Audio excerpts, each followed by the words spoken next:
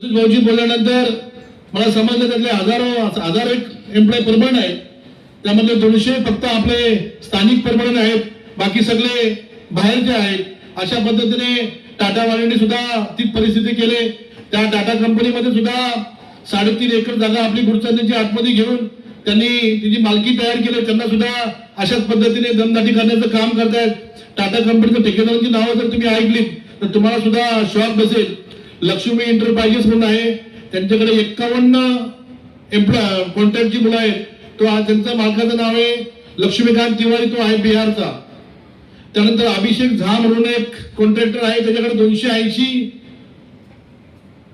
मुलं आहेत, तो आहे युपीचा. चंद्रेश्वर यादव एंटरप्राइजेस यांच्याकडे 22 तरुण काम करतायत, तो आहे बिहारचा. आरिफ मोहम्मद यांच्याकडे 200 लोक काम करतात, तो आहे आजमगड युपीचा. श्रीकृष्ण एंटरप्राइजेस यांच्याकडे 220 कामगार आहेत, तो आहे बिहारचा. निशा एंटरप्राइजेस यांच्याकडे 470 लोक काम करतात, तो आहे युपीचा. मंडल एंटरप्राइजेस यांच्याकडे 197 लोक काम करतात, तो आहे बंगालचा. शिवम एंटरप्राइजेस परेश मुजरे हे आहेत कल्याणचे.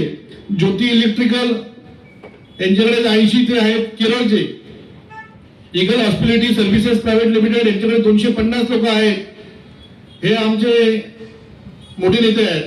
कर्जत राम सागर झा हा 147 यांच्याकडे मुलं आहेत, ते आहेत युपीचे. क्लासिक प्रायव्हेट लिमिटेड यांच्याकडे 108 मुलं आहेत, पंजाबचे आहेत. साईराज एंटरप्राइजेस एक अभिषेक टक्के लोक आहे, बरं वाटलं ऐकून. शिवबागा एंटरप्राइजेस 170 मुलं आहेत, हा मध्य प्रदेशचा आहे. म्हणजे एकही स्थानिकांना आपल्या रोजगार नाही. आणि ही 4000हून अधिक मुलं आपली कॉन्ट्रॅक्ट मध्ये काम करतात. अशा पद्धतीने आपल्या कर्जत खालापूरमध्ये जो आपल्या तरुणांच्यावर अन्याय होतोय, हा अन्याय आपण किती दिवस सहन करायचा. आता या अन्यायाला खऱ्या अर्थाने वाचा फोडण्याची वेळ आलेली आहे.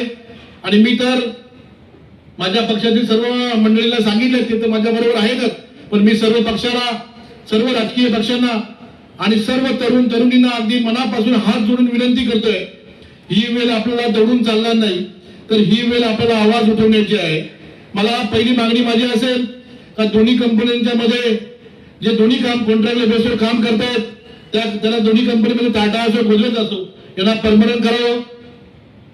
ते कोणाचे कॉन्ट्रॅक्ट बिंट्रॅक्ट आहे, युपीला जाऊ द्या, बंगालच्या बांगलादेशला जाऊ द्या, पण यांना सर्वांना परमनंट करणं गरजेचं आहे. आणि आपल्याला जी भरती आहे, खऱ्या अर्थाने जे 80% जी शासन निर्णय आहे, ते 80% आपल्याकडे आता किती आपल्याला रोजगार एम्प्लॉय लागणार आहेत आणि किती लोकांना आपण रोजगार देणार आहेत, त्याचा आम्हाला पूर्ण खुलासा द्यावा. आणि आमच्याकडून तुम्ही आमच्या लोकल लोकांना किती लोकांना नोकरी देणार आहेत याची सुद्धा आम्हाला त्यांनी माहिती देणं गरजेचं आहे. माझ्याकडून तर मी पूर्ण याचा एल्गार पुकारलेला आहे.